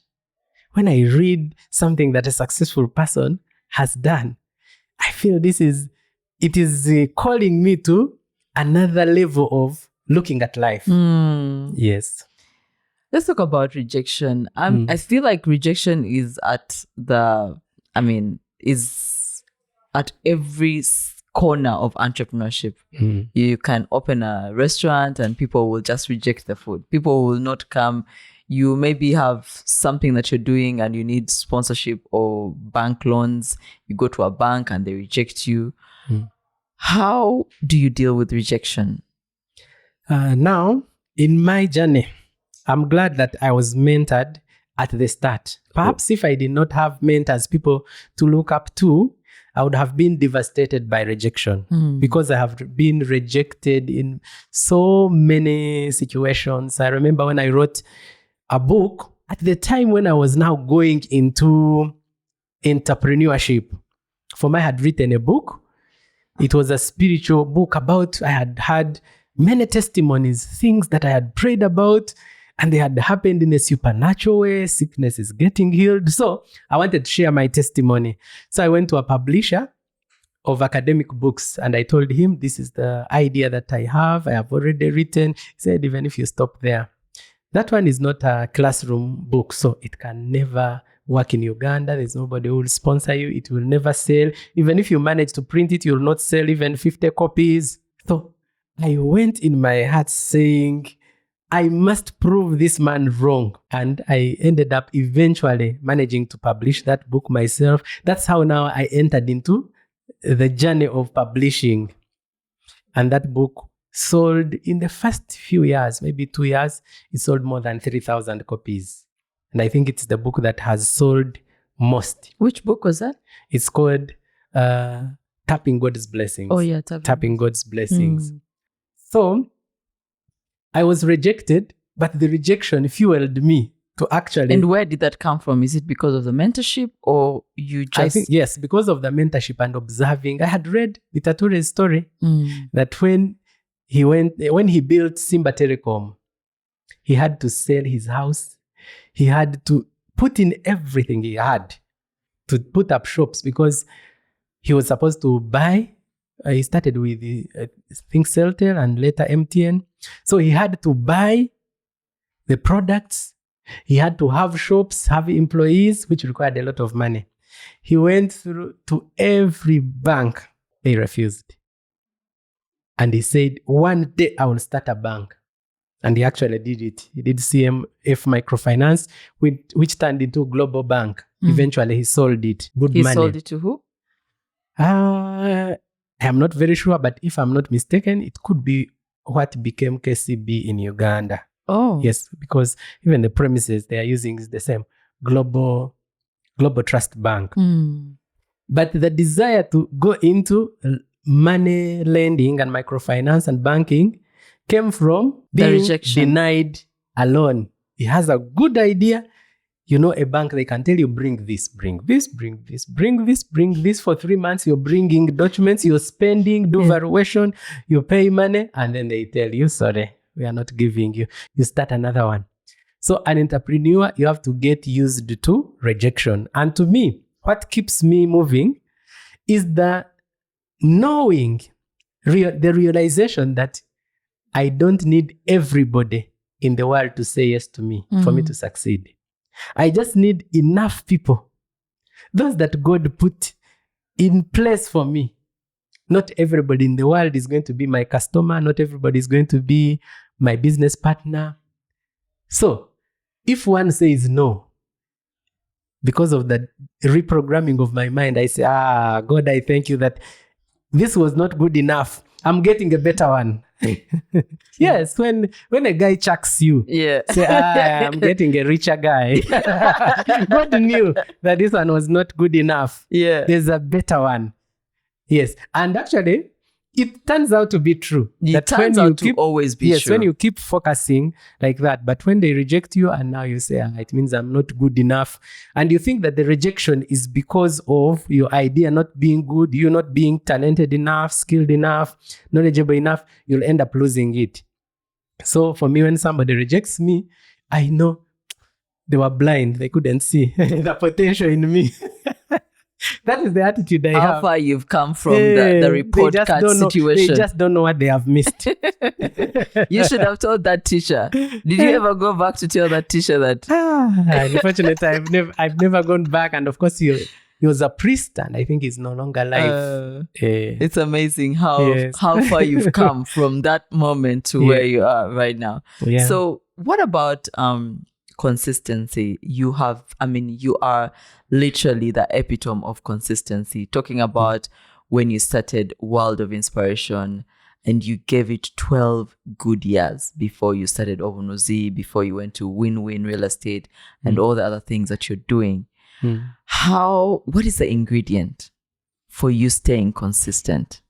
Again, I go back to mentorship. And dear viewer, nothing comes by chance or by mistake or by coincidence. I am hinting on mentorship a lot because I know many Ugandans do not have mentors. You're going blindly. Yet there are people that have gone ahead of you, and you're going to knock the things they knocked and skipped and got to know how to bypass. For you now, you're learning the lessons the hard way. So consistency, I really learned it from my mentors. I saw that my mentors are able to focus on one thing for a long time. Vitature uses the illustration of a sniper. It is in the book, inspired by Vitature. That a sniper is somebody who is going to focus in one direction. He can prepare even for an hour trying to adjust his gun so that when he releases, one bullet will hit the target, or maybe two. If the two miss, maybe the third. But there are people that are like somebody who gets a gun and says, let me shoot at random. Perhaps I will kill the enemy. And you shoot 100 bullets. Maybe you kill by chance. But when you kill by chance, those are the people who get deals and gets money by chance, and they cannot sustain it because you cannot replicate the principles that led to you getting that money. Wow. But when you're like a sniper, you have mastered how to shoot. You shoot a target today. Tomorrow you'll again target another one and shoot that one. So that taught me consistency. And Vitature also taught me, these are things, it is beautiful to be inspired. Sometimes I don't hear him telling even these things to other people, but you can be having a conversation and somebody makes a statement and it impacts you and you find you'll never forget it. He says that success is not a factor of effort, but consistency. There are many people who put effort into working hard. They toil to death and they never see success. Dear viewer, when you ask yourself, and there are people that work harder than you, that sweat every day, that work even 20 hours, but they are not successful. So consistency, I learned early that is what leads to success. That someone who puts in 20% every day can achieve more results than someone who puts in 100% just once in a while. Ask anybody that has succeeded at anything, like these musicians. You'll find he's practicing all the time. Look at sports people. You can be in the house it is raining or it has rained, there is a lot of mud outside, you say, I'm not going to do shopping. I'm canceling meetings because outside the weather is not good. A sports person will not look at mud. They will go and train. You just see somebody playing basketball in mud. They are falling down. But for them, they have mastered. They know that I have to be consistent. I have to train every day. And remember, you can take the other cycle, the 10 years of training. But when success comes, people might think it is just the success has come because of what you have done that time. Maybe an idea you've come up with, but it is an accumulation of the discipline, the principles you've been applying over a long time. When Usain Bolt makes $1 million, he makes even more by just running for, let's say, a minute or 5 minutes. Does it mean that that money is payment for the 5 minutes? No, it is payment for the whole journey he has had of disciplining himself and consistently training to reach that level. So consistency is a must. In fact, I mentor people free of charge. Free of charge? But yes, I don't charge anybody for mentorship, for advice, because I'm also mentored freely. Oh, I was about to ask that. Hey, one of the things... Because most people would say, actually, maybe even me, I would think that maybe to access people that are at the height of success, maybe they are charging either expensively or they have no time to mentor other young people. Yeah, of course, if a person charges, then that's not a mentor. That one is not mentoring, it's perhaps coaching, training. But mentorship is like parenting somebody. It's powering yourself into this person. So like what you really have conceived in terms of life, you want this person to also understand it. It is like an impartation. So you can't even put a charge to it. If you were to charge, it would be too much. It's like revealing the path to success. So that is why true mentors always do it freely. So how did you get in touch with those 3 mentors you talked about? You talked about Mr. Kazire, you talked about Vitature, and you talked about Kasenene. Yeah, for Patrick Vitature, I just decided out of sheer stubbornness and just went to his office. In fact, when I reached there, remember I was just a young youth out of the university. How old were you then? You were at university at the time? I had just completed. Okay. I was maybe 22 there. So I go to Kampala Road. Those days he would sit at Simba He used Telecom. to sit there? Yes. He had an office there. I think at that time, Protea hadn't come. Yeah, so he used to sit at Simba Telecom. So I went there. I had heard about him. There's a certain lady who comes from Ivanda, where Vitature comes. She had told me, the way you're passionate, you need to meet Vitature. You will succeed in life. And I had also always read about him. So, and then I also connected to his sister. It's called Konso Vitature. We were praying together. So I decided with no appointment. At that time, I hadn't even learned how to make appointments. I didn't know that people can be so busy. So I just go to his office. I tell the personal assistant, I have come to have a word with Patrick Vitature. You know, this is a very successful guy. I have no appointment. There are so many people who would wish to see him. And the guy said, he's not around. You'll make an appointment, go and register at the entrance. Take the phone for the company, call, that kind of guidance. Somehow, Vitature had our conversation. He was in the office. He came and said, let this young man come in. The fact that he has had boldness to come and look for me, there are not many young men that do this. So let me talk to him. So I told him, sir, I admire you. You're a person that I have been hearing about. You give so much, and I've not come to ask for money, but I want you to give me wisdom, inspire me so that I can also succeed and give. And I be able to go to my community and pay for school fees for the orphans. I help widows. I build the church. I want to be like you. He said, because of your boldness, young man, I'm going to mentor you. Anytime you call me, when I'm able, I will answer. And he has fulfilled that. Wow. I can send him a WhatsApp message now, even when he's abroad, he responds. I really honor him so much. And there's a way it teaches me humility, because there's nothing much he has gained from me in terms of money. But he feels every time I also achieve something, he feels honored. He feels success. Actually, that is success. Success involves learning, working, and teaching. Anybody who has not taught, who has not transferred the wisdom they have learned to other people to groom the next generation has failed. We see that in politics. People are having political positions, but they are not grooming other people to take over.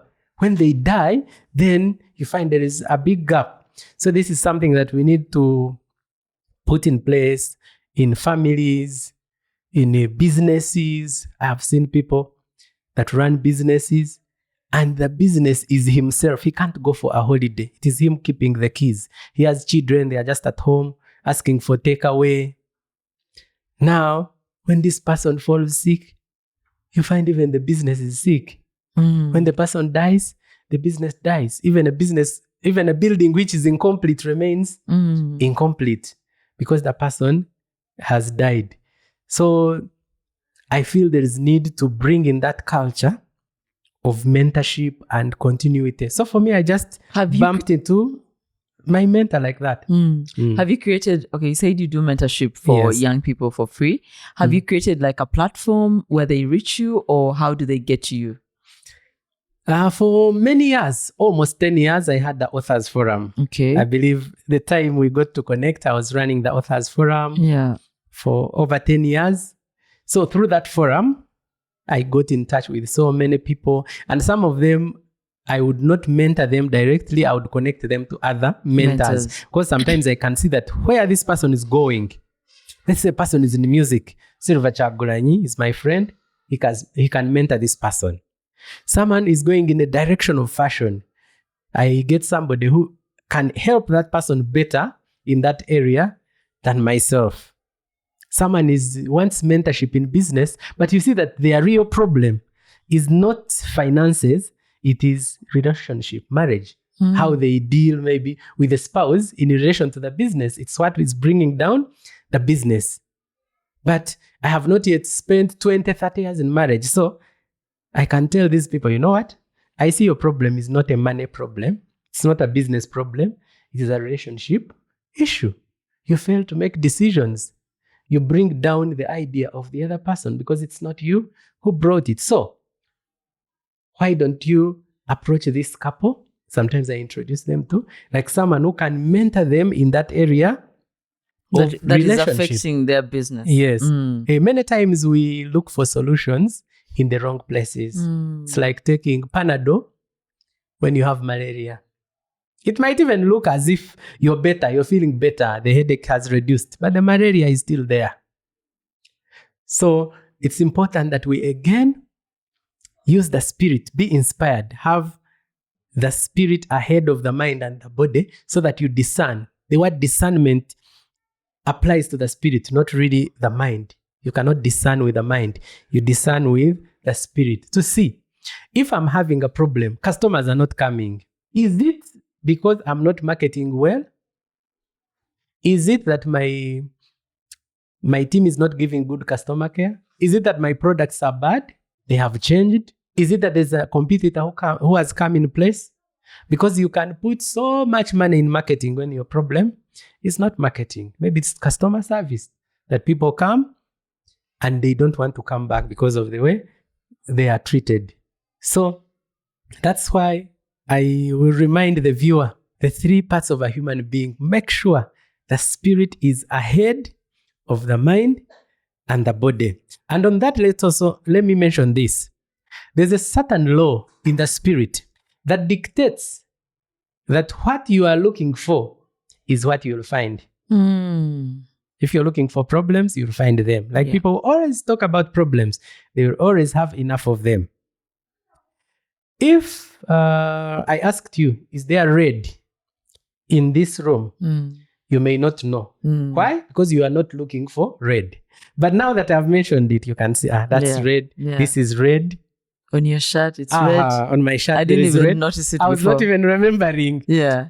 So when you're looking for something, that is when you're able to see it. So we should always program the mind and the spirit regarding what we are looking for.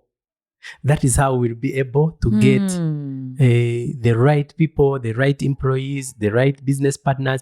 It helps in discernment. Wow. So when it comes now to the spirit, begin to pay attention to the spirit. This that I have thought today, did it come from the mind or from the spirit? If I said, let me call this person, and when I called the person said, it is you I've been looking for. Thank God you have called me. Was it the mind? How could the mind know that the other person wanted to call you? That means it is the spirit. So keep observing. How does the spirit communicate to me? How do I feel if something good is going to happen? How do I feel if something challenging is coming? How do I feel if I am meant to move to the next level? For example, now I know that if I'm supposed to move to the next level, something big is about to happen. There are always somehow some challenges, some obstacles, there is some distractions. So much that many people give up at a time when they're about to get a breakthrough. In fact, when you feel like this thing is not working, let me give up. Many times you are just about to enter what you've been wanting. What is your why? Why do you do what you do? I would say there are different angles I can look at it. One is that I am a spiritual person. I'm a Christian. So my why is related now to my purpose in life. Why is it that I was born? I didn't tell you that when I was a baby, I fell sick and I reached the point where people thought I was dead. Dead, yes. Not dying. I did not die, but I reached the point where it was like obvious that I am dying. Wow. So people thought, we just need to prepare for burial. But my father believed that my child cannot die. So he put me in a box, tied on a bicycle, and rode the other 35 kilometers to the nearest hospital. It's called Mutorere in Kisoro district. So I had an infection which was causing diarrhea and vomiting. So when I reached there, they treated me and I got fine. So I always have a why. Why didn't I die? There are other people who even go to the best hospitals, but they die. There are other children that did not have an opportunity even to go to hospital. They died. Why didn't I die? Also, when I was in my childhood, I am told that a certain snake, we call it a omuru, is it cobra? I think it should be called a cobra, a black snake that came and wrapped itself around me. Now, when people came... When you were young? When I was still a baby. Now, they wanted to kill it, but now how do you hit it when it is around the baby? You can hit the baby. Yeah. But now that is a very dangerous snake. Is it the cobra or the black mamba? The cobra, okay. I think it should be a cobra. So, people waited for it to hurt me. It did not hurt me. And eventually, it left. So I always ask myself, why is it that I did not die? Why is it that I was not harmed? Why is it that God sent the other young man in school? Why didn't I just reach senior 3 and gotten expelled and married and remained in the village? Why did God pull me out to bring me to this level? So I always know there is something big. Even now, I know that I have not yet even started scratching. I know there is what I will have to do for continents beyond Africa. I may not even know what it is, but I feel it in me. So that is the biggest why. And the other why, of course, comes from the other experience. Your academic performance is far below standards. I have lost hope in terms of succeeding academically. But then somehow things turn around and I have succeeded academically. So why? So I always have those two whys. Why didn't I die? Why didn't I? How was it? Why was I able to succeed later? Why was I able to succeed even when there were indicators and authoritative voices saying you are not meant to succeed academically? What would you like to be remembered for? Legacy? As someone that inspired millions of people. Someone that transferred my energy to people and they were able to succeed. Whether I do it through writing a book, through speaking, through handling a customer, through praying for somebody, whichever method is used, I don't mind as long as someone is inspired. That is what I really want to be remembered for. Robert Bakay Tumhaise, what is your success formula? My success formula, I would say the world has gone through stages. Yeah. I would say 4 ages. The first one was the ancient past, where man did not need computers, microphones, laptops, phones. And the only success formula that was there was physical energy. Because in that time, like the Stone Age, man was living under trees and in caves. All you needed was physical energy. A man who is strong physically would defend his family, kill wild animals coming to attack them, fight neighbors who are coming to attack them.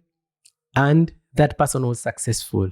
That era passed. Because today we see people who are very physically strong and they are failures. Other people who are weak, they even have disabilities, but they are a success. Then the second era came, which was the agrarian era. This is my own classification, trying to understand the history of the world. The agrarian era was the era of agriculture. Man went beyond using physical energy and started using intelligence. He started observing, hey, when I break a stem of cassava and it falls there, it can grow. When I eat a fruit and the seed falls on the ground, it can grow. Can't I grow them? That's where farming starts. What about running after an animal for 20 kilometers? I get tired. I use even more energy than what I'm going to get from the meat. Can't I convince this animal to come near me? That's where domestication of animals started. So in that agrarian era, the success formula became owning land and animals. That's where even bride wealth came from. That for you to take my daughter and marry her, you must prove to me that you're a man, you're a success. So how many cows do you have? Give me 50 cows, give me 20 cows. So in that era, anybody who didn't have animals and land was considered a failure. In Uganda, landless people were called abakopi. In the caste system in India, they were called the untouchables. They couldn't mix with other normal people. So that was the agrarian era. That also passed. We went to the industrial era. That's the third era. Now, people started realizing, I don't have to do everything. Let me specialize. Let me make clothes. Then other people will grow food and I buy from them and I sell to them clothes. So people started to specialize, and that's when schools came in, academic institutions for training. People like Plato, the philosophers, the teachers, Aristotle, they all came in. And schools now became very important. So the success formula became academic qualifications. That for you to say you're successful, you must be qualified. That's where even the professions came, where a man would say, in my family, don't say you're a musician. That's not a profession. The professions are a lawyer, engineer, doctor. You remember parents who still think like that. And yet we see now like musicians becoming more successful. So in the industrial era, education and academic qualifications became the success formula. Now today, this is a concept age. I call it the concept age because a concept is an idea. It means someone can come from anywhere and come up with an idea and become successful. Think of companies like Facebook. Think of Apple. Think of Amazon. Google, TikTok, people are coming up with ideas and becoming AI, billionaires. ChatGPT. AI. It's crazy. So it is the era of ideas. It is the era of concepts. It's the era of intellectual property, literally. Meaning, you no longer need so much to rely on land, on animals, on physical energy, on education. You can still succeed even without basing yourself on those. Actually, before this era, the most successful businesses in the world were built on land, on minerals, physical things. But today, some of them are based on ideas. Like now, a business which is online, you don't even need to know where the office is as long as you can get a service. So that's why people could start businesses in garages and in their homes. That's why I tell people, do not run to just rent a shop. When you have capital of 3 million, 5 million, 10 million, you're going to wipe the whole capital in renting a shop and setting it up. Set up your idea online and begin marketing, selling. If you're selling clothes, put them on and dance on TikTok. Tell people about your products. There are more customers that come to buy from me, land, books, people who come to buy food, who have gotten to know about me through social media than through physical marketing of going to them. Yes, so today, in the concept age, the success formula to me are 3 things. 3 I's actually. Number 1, information. If you have no information, forget about success. Because an opportunity can just bypass you and go to the next person simply because you don't have information. Someone with information will go to downtown, pick a shoe, buy it at 20,000, pack it properly, bring it on Kampala Road, Buganda Road, and sell it at 100,000. Information. Someone will know that there is maize in Sebei, goes and buys it, and then takes it to maybe Kampala or another place where it is not, and makes the difference. So information is number 1. Then number 2, ideas. Information and ideas are differentiated by the fact that information is what enters the mind. Ideas come from the mind. So when you have information and you have inspiration, what comes out of you are ideas. The way I have honeyed dishes at Obunuz's restaurant, you'll find honeyed chicken, honeyed liver, honeyed goat meat. So you put honey? Yes. I did my research and found that honey is the only food in the whole world that does not go bad. Yes. Because of that, it has its ability to preserve itself and therefore can also preserve human body cells. So I also realized that many people in countries like China, those countries that live so long, where people live for 150 years, 170, many of them put honey in food and drinks, almost in everything. So I learned that, and I also knew that many people don't get time and an opportunity to eat fruits. If you ask a person next to you, when last did you actually eat fruits? They may have taken so long. Yet fruits are so important in the body. So we also came up with an idea of having fruit juice. Like you get real fruits, blend them, and the juice, power it in meat, in food as you prepare, and then mix also with some honey. So the food tastes so nice, yet the value is also very good because fruits detoxify our body. They help in removing toxins, and they also boost our immunity. So I came up with that idea. So when you need honeyed dishes, you find them at Obunuz's restaurant. Some people normally tell me, I went to such and such a big cafe or restaurant and I told them to give me honeyed chicken, and I asked, what is honeyed chicken? So you can say that was an idea that I came up with. So to succeed in life today, you need to come up with something. The way Mark Zuckerberg came up with Facebook, that's an idea. Yeah. So let there be something new. Even if you're doing a business which other people are doing, you're selling electronics, let there be something new. You have a salon, let there be something new. Put up a salon and put there a section for children to play. So that parents, when they come, they take their children, they play guitars. Next time, the child will remind the parent, let's go to the other salon, go and work on your hair, because they want to play. So you have come up with a new idea. Say that for me, I'm going to brush shoes for people who come there, like men. We do a lot of walking, so you find your shoes are dusty. When I go to a salon, assuming this person has a system whereby they can clean my shoes. Or in your business, you buy watermelon and pineapple in a day, cut slices. Every customer who comes, even those who don't buy, you give them. You're spending just like 200 shillings on the fruits that a person eats. But they will always remember, let me go to the other shop where I ate fruits. So those are ideas. Then the last I, inspiration. And I had already explained what inspiration is. To succeed in life, the spirit must be ahead of the mind and the body. If the mind is ahead, you're going to overthink. Have you ever had people who come up with ideas and they can tell you what to do and you succeed? Yeah. For them, they never do it. Yeah. I used Somehow to face they are that. always ever thinking. You always have ideas. They are analyzing. They are weighing. They look at something from all angles, and in the end, they don't do it. So those three I's are important. What is your last word to entrepreneurs out there? My last word to you, dear viewer, is that you need to know that you are a prophet to your own self. The words you say are either building you or destroying you.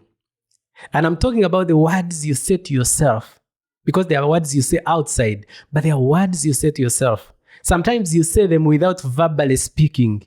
Some people can be there and inside they are saying, Sam, you are a failure. Julie, you cannot make it. You don't have enough capital. You're not beautiful enough. You don't have talent. So my last word is that know that you are a prophet to yourself. Every word you say, whether it is in thought or you have said it verbally, you're either building yourself or destroying yourself. That's why every day, wake up, prophesy into your life. Say, this day is a success. I am great. I am succeeding. I am moving upward. I am a blessing to people. I will not fail in anything. Whatever I touch will succeed. Money is going to come to me. It knows my address. It feels comfortable around me. It comes effortlessly. I am an answer to people's questions. I am a solution to Africa. And the world is blessed because it has me. You are prophesying into your life, your destiny. And as long as the sun comes up in the morning and goes down in the evening, you will succeed. Wow, very powerful. Who is someone you would recommend for the Success Theory talk show that you can get to us? Dr. Edward Kazire, yes, one of my mentors. Patrick Bitaturi, if you have not yet hosted him.